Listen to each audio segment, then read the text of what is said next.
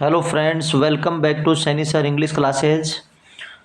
साथियों, आज हम सेकंड ग्रेड इंग्लिश की आरपीएससी सेकंड ग्रेड इंग्लिश की महत्वपूर्ण सीरीज में बात करने वाले हैं एक मोस्ट इम्पोर्टेंट टॉपिक के बारे में, जो स्ट्रीम ऑफ कॉन्शियसनेस नाम से फिगर ऑफ स्पीच और लिटरेरी टर्म्स के अंदर एक टेक्निक है। स्ट्रीम ऑफ कॉन्शियसनेस एक बहुत ही महत्वपूर्ण पॉइंट है, जिनमें से निश्चित रूप से एक या दो क्वेश्चन बनने के पूरे चांस हैं। वन तो है ही, बाकी 2 से 3 क्वेश्चन भी बन जाते हैं। विदाउट वेस्टिंग टाइम हम शुरू करते हैं stream of consciousness. Stream of consciousness, इसके बारे में हम डेफिनेशन समझेंगे कि इसकी डेफिनेशन क्या है। इसके बाद में इसका ओरिजिन और डेवलपमेंट किस तरीके से हुआ है, कौन कौन से ऐसे ऑथर्स हैं जिन्होंने स्ट्रीम ऑफ कॉन्शियसनेस पे काम किया है, और इसके बैकग्राउंड और कुछ पॉपुलर वर्क के बारे में हम बात करने वाले हैं वन बाय वन। साथियों, स्ट्रीम ऑफ कॉन्शियसनेस टर्म समझने से पहले, इस टेक्निक को समझने से पहले हम कुछ बेसिक बात कर लेते हैं, जिससे ये टॉपिक बहुत ही आसान हो जाएगा। स्ट्रीम ऑफ कॉन्शियसनेस को हम बिल्कुल बारीकी से और एकदम प्रैक्टिकली समझने की कोशिश करते हैं।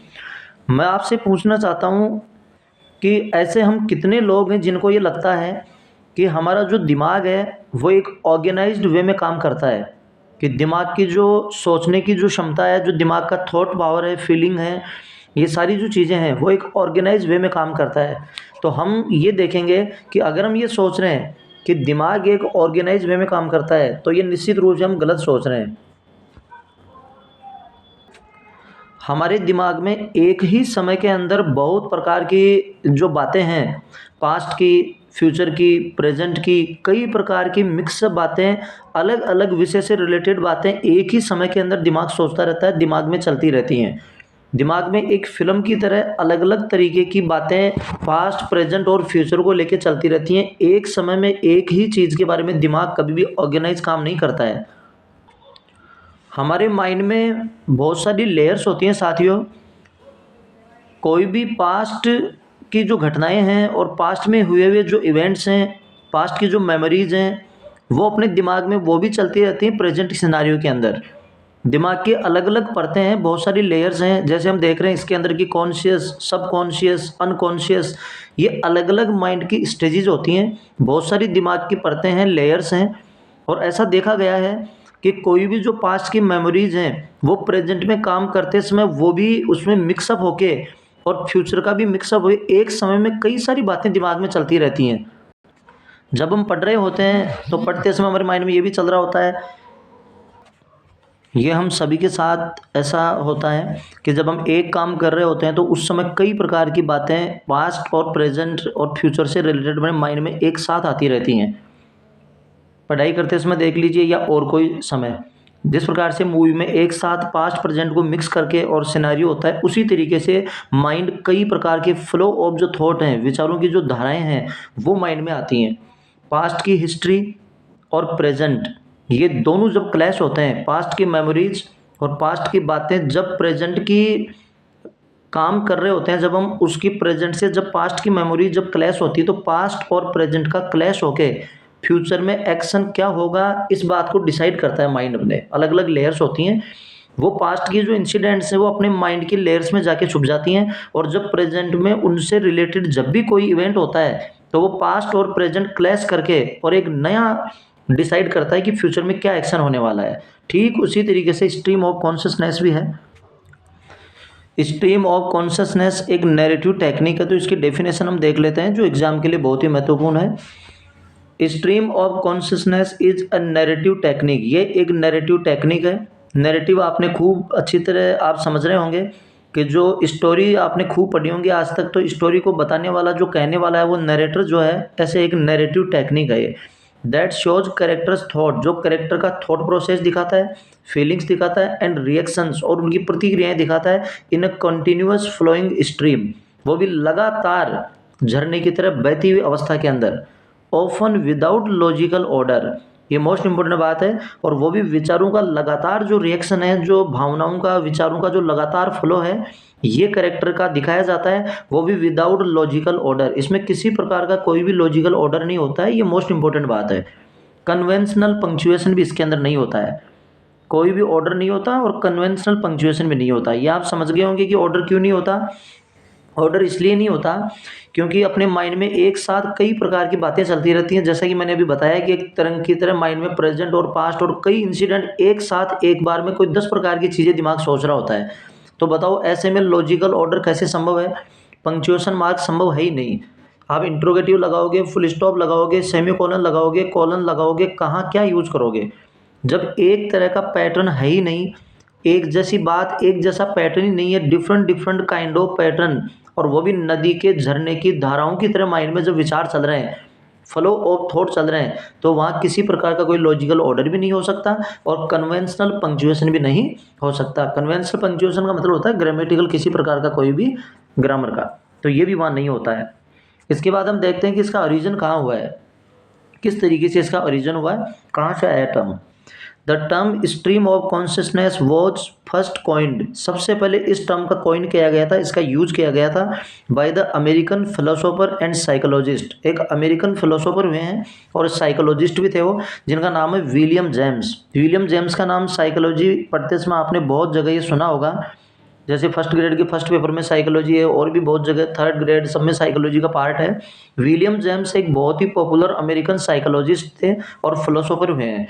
उन्होंने अपनी book the principles of psychology, ये उनकी बुक है, इस बुक में सबसे पहले फर्स्ट ऑफ ऑल उन्होंने इस वर्ड को कॉइन किया था, स्ट्रीम ऑफ कॉन्शियसनेस। हालांकि इससे पहले भी कुछ राइटर हैं उन्होंने इस शब्द को यूज किया हुआ है, इस टर्म को यूज किया हुआ है, लेकिन ऐसा माना जाता है कि कंप्लीटली एक बिल्कुल क्लियर तरीके से इस टर्म का सबसे पहले जो यूज किया है वो किया है विलियम जेम्स ने, द प्रिंसिपल्स ऑफ साइकोलॉजी 1890 में लिखी हुई। तो ये पूछा जा सकता है कि स्ट्रीम ऑफ कॉन्शियसनेस कॉइन कब किसने किया और कौन सी बुक में हुआ, तो ये अमेरिकन फिलोसोफर थे विलियम जेम्स, जिन्होंने द प्रिंसिपल्स ऑफ साइकोलॉजी इस बुक में इसका जिक्र किया है। The technique was developed by A group of writers, ये जो टेक्निक है नैरेटिव टेक्निक, याद रखना नैरेटिव टेक्निक, ये जो नैरेटिव टेक्निक है इसको डेवलप किया गया है ए ग्रुप ऑफ राइटर्स, एक राइटर्स के ग्रुप के द्वारा, कुछ राइटर्स हैं जिन्होंने इस टेक्निक का यूज किया है at the beginning of the 20th century. और वो भी कब किया गया है? Beginning of the 20th century. ये याद रहे, ये नॉवेल्स के अंदर फिक्शन में यूज होने वाली एक नैरेटिव टेक्निक है जिसको 20th सेंचुरी में डेवलप किया गया था एक ग्रुप ऑफ राइटर्स के द्वारा। पहली बार यूज किसने किया? विलियम जेम्स ने इसका पहली बार कॉइन किया है, किस बुक में? द प्रिंसिपल्स ऑफ साइकोलॉजी में। इससे पहले भी इसका यूज हुआ है, जैसे हम देख रहे हैं before William James, Daniel Oliver and Alexander Ben use the term, इस टर्म का इन्होंने पहले ही यूज कर चुके थे। विलियम जेम्स के यूज करने से पहले इन्होंने इस टर्म का यूज किया था, लेकिन साथियों याद रहे कि इस टर्म का नाम जो उस समय था वो था ट्रेन ऑफ थॉट। ये नाम नहीं था कि जो है ना स्ट्रीम ऑफ कॉन्शियसनेस, इसकी जगह इन्होंने अपनी बुक और जहाँ यूज किया वहाँ क्या नाम रखा था? ट्रेन ऑफ थॉट, जिसका मीनिंग तो वही है कि लगातार अपने माइंड में आने वाले विचारों का फ्लो, जो एक निश्चित पैटर्न में नहीं होता है, वो अलग अलग डिफरेंट डिफरेंट पैटर्न में होता है, जिसके कारण ग्रामेटिकल पंक्चुएशन का किसी प्रकार का कोई यूज इसमें नहीं होता है, क्योंकि अलग अलग विचार होते हैं जो एक ही समय आ रहे होते हैं। उसको स्ट्रीम ऑफ कॉन्शियसनेस कहते हैं, एक झरने की तरह। स्ट्रीम को यहाँ यूज किया गया है एक मेटाफर के रूप में, क्योंकि दिमाग में जो विचार हैं वो अनेक प्रकार के आ रहे हैं, अलग अलग समय से रिलेटेड एक साथ चल रहे हैं, तो वो स्ट्रीम एक झरने की भांति हो रही है। वो जो झरने की अलग अलग शाखाएं पानी की अलग अलग कहाँ से निकल रही हैं, किधर जा रही हैं, कितनी बड़ी कौन सी धारा है, ये कोई पता नहीं चलता है। इसी प्रकार से स्ट्रीम ऑफ कॉन्शियसनेस लगातार विचारों के फ्लो को कहते हैं। तो ये राइटर ने जिन्होंने पहले भी इसको यूज किया है। इन लिटरेचर, देखो मोस्ट इंपॉर्टेंट बात है बिल्कुल, इन लिटरेचर में पहली बार किसने यूज किया? बिल्कुल आपके लिए बेस्ट मैटर आपके लिए सिलेक्ट करके लाया हुआ है, आप देखिए। इन लिटरेचर नॉवेल्स, लिटरेचर और नॉवेल्स के अंदर पहली बार इस शब्द को जिन्होंने यूज किया था वो साथियों हैं डोरोथी रिचर्डसन। मोस्ट इंपॉर्टेंट बात है, आप याद रखें, डोरोथी रिचर्डसन जो हैं वो फर्स्ट राइटर हैं जिन्होंने स्ट्रीम ऑफ कॉन्शियसनेस को लिटरेचर और नॉवेल्स में यूज किया है। और वैसे किसने यूज किया है? विलियम जेम्स ने यूज किया है, क्योंकि वो तो एक साइकोलॉजिस्ट और फिलोसोफर थे, इसलिए लिटरेचर के कॉन्टेक्स्ट में उन्होंने यूज नहीं किया है। लिटरेचर के कॉन्टेक्स्ट में जो यूज किया है वो यूज किया है डोरोथी रिचर्डसन। इन्होंने पहली बार उसके एक नॉवल है उनका नाम है पॉइंटेड रूप्स। ये एक नॉवेल्स की सीरीज थी तो पॉइंटेड रूप्स नामक नॉवल के अंदर पहली बार डोरोथी रिचर्डसन ने स्ट्रीम ऑफ कॉन्शियसनेस टर्म का यूज किया है। इसके बाद हम देखते हैं, अब इसके अंदर साथियों डेफिनेशन हमने देख ली है। डेफिनेशन के बाद में इसका ओरिजिन भी हमने समझ लिया है कि पहली बार किसने यूज किया है, इससे पहले भी किसने यूज किया है, और लिटरेचर में इस टर्म का यूज सबसे पहले किसने किया। ये सारी बातें समझने के बाद में इसके कुछ फीचर्स, कैरेक्टरिस्टिक्स की हम बात करेंगे कि स्ट्रीम ऑफ कॉन्शियसनेस के फीचर्स क्या क्या हैं। देखिए यहाँ से इसके फीचर्स स्टार्ट हैं, यहाँ ऊपर आप लिख लेना फीचर्स या कैरेक्टरिस्टिक्स। पहला देखिए, abandonment of conventional rules of syntax and punctuation. हम ये पहले ही बात कर चुके हैं कि स्ट्रीम ऑफ कॉन्शियसनेस में लगातार विचारों का अनब्रोकन अनस्पोकन वर्ड्स का लगातार फ्लो होने के कारण इसमें किसी प्रकार के कोई भी ट्रेडिशनल ग्रामर के रूल, सिंटैक्स या पंक्चुएशन का यूज नहीं किया जाता है। तो इनका किसी प्रकार का कोई यूज इसमें होता नहीं है। थॉट प्रोसेस मूविंग, एक थॉट प्रोसेस होती है, विचारों का एक फ्लो होती है, एक प्रक्रिया होती है कैरेक्टर की जो मूव करती है non linear view. Non linear, ये देखिए आप, किसी प्रकार का कोई लीनियर मेथड नहीं होता है कि किसी एक पॉइंट को लेकर लगातार उसी पैटर्न पे बात हो रही है, नहीं। जैसे एक पेड़ की अनेक ब्रांचेज होती हैं, कोई छोटी कोई बड़ी किसी प्रकार की, या एक झरने की जो स्ट्रीम है उसके फ्लो की तरह ये विचार होते हैं। ये तो ये नॉन लीनियर होते हैं, ये लीनियर नहीं होता है, एक पैटर्न फिक्स नहीं होता है इसके अंदर। एज द माइंड वर्क्स, क्योंकि माइंड इसी तरह काम करता है, माइंड इसी प्रकार से काम करता है। इनकम्प्लीट आइडियाज़, आइडियाज़ जो होते हैं वो इनकम्प्लीट होते हैं क्योंकि पूरा एक तो आता ही नहीं है। अभी पढ़ाई कर रहे हैं, पढ़ते पढ़ते और अपने माइंड में चल रहा है कि मेरा वो दोस्त तो इस समय क्या कर रहा होगा, इस समय में इस तरीके से पेपर इस तरीके से आएगा, पिछले साल ये आया था। इसी समय कुछ ऐसा भी चल रहा होता है कि यार अभी तो किचन में ये चीज़ जो है ना रख के आया हूँ, ये दूध चढ़ा के आया हूँ, कहीं वो निकल नहीं गया हो। कई प्रकार के विचार जो हैं वो चल रहे हैं, तो वो ब्रोकन हैं, वो कंप्लीट नहीं हैं, इनकम्प्लीट आइडियाज़ हैं वो। अनयूजुअल सिंटैक्स, अनयूजुअल सिंटैक्स है, वो बात वही है कि जो सिंटैक्स है, जो ग्रामर पंक्चुएशन वो यूजुअल नहीं है, रफ ग्रामर है। इनकोहेरेंट स्ट्रक्चर है, अलग अलग वर्ड्स यहाँ यूज किए गए हैं क्योंकि ऑब्जेक्टिव एग्जाम में तरह तरह के इन वर्ड्स को यूज लिया जाएगा, आपको पूछा जाएगा अलग अलग देखे कि इनमें से कौन सा एक नहीं है।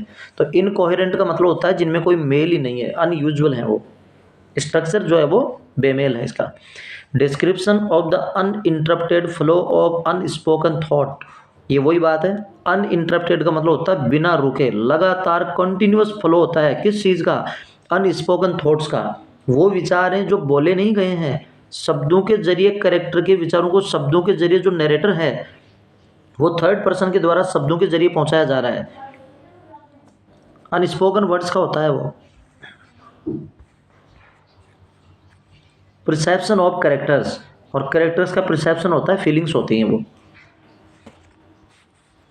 It often presents rapid shift in characters thought, character के जो थॉट प्रोसेस होती है उसके अंदर ये रैपिड शिफ्ट होता है क्योंकि ये फ्लैशबैक टेक्निक होती है एक प्रकार की। लगातार विचारों का फ्लो होने के कारण ये रैपिड शिफ्ट करता है कैरेक्टर के थॉट प्रोसेस में। कैरेक्टर के जो थॉट होते हैं उनमें लगातार शिफ्टिंग होती है, एक तरीके से एक पैटर्न से नहीं चल रहा होता है, वो बार बार चेंज होता है। Such as memories, feelings, memories अलग अलग आती रहेंगी, पास्ट की मेमोरी के साथ प्रेजेंट की मिक्स हो जाएगी, और फ्यूचर का हम प्लान कर लेंगे कि पास्ट में इस इवेंट में ऐसे हुआ था और आपको याद आएगा, प्रेजेंट में ये काम करते समय उसके साथ पास्ट का याद आएगा कि यार ये काम तो पहले जब मैंने किया था तो इस तरीके से भी हुआ था, अब मैं आगे करूँगा तो इसको इस तरीके से करूँगा। तो पास्ट की मेमोरीज प्रेजेंट, यानी पास्ट और प्रेजेंट दोनों में क्लैश होकर फ्यूचर का एक एक्शन डिसाइड हो गया वहाँ। स्ट्रीम ऑफ कॉन्शियसनेस इसी को कहा जाता है। ये किस मेथड से होता है, किस मीन से होता है, ये दो मीन यहाँ दिए हुए हैं, फ्लैशबैक से और फोरशैडोइंग से। फ्लैशबैक और फोरशैडोइंग, फ्लैशबैक होती है कोई भी पास्ट मेमोरीज के अंदर जाना, हमें फ्लैशबैक करते हैं हम, पहले का पास्ट का प्रेजेंट में लाया जाता है। फोरशैडो होता है जो पास्ट और प्रेजेंट दोनों को ध्यान में रख के उसी टाइप का कोई फ्यूचर में हम सोचते हैं। तो फ्लैशबैक और फोरशैडो, इन दोनों का सहारा लेके और अपनी मेमोरीज और फीलिंग की थॉट प्रोसेस जो होती है उसमें लगातार शिफ्टिंग होती है, ये स्ट्रीम ऑफ कॉन्शियसनेस की एक विशेषता है। इसके बाद में हम लास्ट में बात कर रहे हैं कुछ फेमस ऑथर्स की जिन्होंने स्ट्रीम ऑफ कॉन्शियसनेस को बेहतरीन यूज किया है। कुछ उनके वर्क्स हैं मोस्ट इंपॉर्टेंट जो एग्जाम में बार बार पूछे गए हैं। कौन कौन से ऐसे राइटर्स हैं जिन्होंने स्ट्रीम ऑफ कॉन्शियसनेस का बेहतरीन यूज किया है। Virginia Woolf most important writer है, एग्जाम में निश्चित रूप से आने वाला है कि वर्जीनिया वुल्फ जो है इन्होंने स्ट्रीम ऑफ कॉन्शियसनेस का बहुत ज़्यादा यूज किया है। इनके दो वर्क हैं, एक तो मिसेस डॉलोवे, एक टू द लाइट हाउस। नीचे ये दोनों वर्क के बारे में जिक्र किया हुआ है मेरा, दोनों वर्क का नाम याद रखें कि वर्जीनिया वुल्फ ने इस टेक्निक का यूज जो है मिसेस डॉलोवे मोस्ट इंपॉर्टेंट वर्क है, टू द लाइट हाउस इन्होंने यूज किया है। लियो टॉल्स्टॉय ने इनका यूज किया है, इनका एक वर्क है वॉर एंड पीस। तो लियो टॉल्स्टॉय इसके ऑथर हैं जिन्होंने स्ट्रीम ऑफ कॉन्शियसनेस को यूज किया है। जेम्स जॉयस ने इसको यूज किया है। William Faulkner, Samuel Beckett and further Dostoevsky, इन्होंने इस टर्म का यूज किया है। स्ट्रीम ऑफ कॉन्शियसनेस को यूज करने वाले फेमस ऑथर्स का नाम ये यहाँ दिए हुए हैं, मैंने आपको बता दिया है। जेम्स जॉयस का एक वर्क है यूलिसिस, यूलिसिस ने इनका यूज किया है यूलिसिस वर्क के अंदर जेम्स जॉयस ने। It is very near to interior monologue. दोस्तों जब भी हम कोई भी टॉपिक तैयार करते हैं तो चाहे 1-2 मिनट ज़्यादा लग जाए, लेकिन बिल्कुल इम्पोर्टेंट ए से लेकर जेड तक कंप्लीट होल मैटर हमें तैयार करना होगा। एग्ज़ाम में इतना सरल क्वेश्चन नहीं आता है। किसी भी प्रकार के कोई लुभावने आप क्लासेज कोई वीडियो के चक्कर में ना आ जाएं कि जो है सीधी सीधी डेफिनेशन हो गई, दो नाम उन्होंने ले लिए वर्जीनिया वुल्फ और किसी का, और ये मैटर हो गया। ऐसा बिल्कुल भी नहीं है। एग्जाम में जो क्वेश्चन है बहुत तरीके से बन रहा है, डेप्थ में क्वेश्चन भी बनते हैं और बहुत हल्के और जो इजी क्वेश्चन भी बनते हैं। तो आप याद रखें कि ये जो है इंटीरियर जो मोनोलॉग होते हैं अपने, उनके बहुत करीब है ये टेक्निक। इंटीरियर मोनोलॉग में क्या होता है कि नरेटर जो होता है वो फर्स्ट पर्सन बन के और उसकी थॉट प्रोसेस को बताता है, और इसमें थर्ड पर्सन के रूप में थॉट प्रोसेस को बताता है। मुझे उम्मीद है, आई होप आपने जिन्होंने फर्स्ट ग्रेड की एग्ज़ाम दी उन्होंने तो निश्चित रूप से पढ़ा होगा। बाकी आपने जो माया का जो कराई द पिकॉक है अनीता देसाई का, वो निश्चित रूप से आपने पढ़ा होगा। तो माया के दिमाग में जिस तरीके से अलग अलग इंसिडेंट को लेके चलती रहती है एक ही समय के अंदर, माया का दिमाग एक ही समय के अंदर अपने टोटो की डेथ के बारे में सोच रहा होता है। उसी समय के अंदर उसके दिमाग में आता है कि उसका हस्बैंड उनसे किस तरीके से बिहेव करता है, ये भी उस समय उसके माइंड में आता है। उसी समय एस्ट्रोलॉजर की हुई भविष्यवाणी जो है वो भी उसके माइंड में चलती रहती है। कभी उसका भाई उसके माइंड में उसी समय आता रहता है भाई से संबंधित। तो ये बहुत सारी बातें एक साथ उसके माइंड में चल रही हैं। पढ़ने वाला कंफ्यूज है कि किस जगह से कहानी किधर जा रही है, ये हो क्या रहा है। ये टफेस्ट वर्क माने जाते हैं और बहुत ही उबाऊ माने जाते हैं। स्ट्रीम ऑफ कॉन्शियसनेस टेक्निक को यूज करके जो वर्क लिखे जाते हैं वो सबसे उबाऊ, बोरिंग और टफ वर्क माने जाते हैं। ये टेक्निक इजी टेक्निक नहीं है।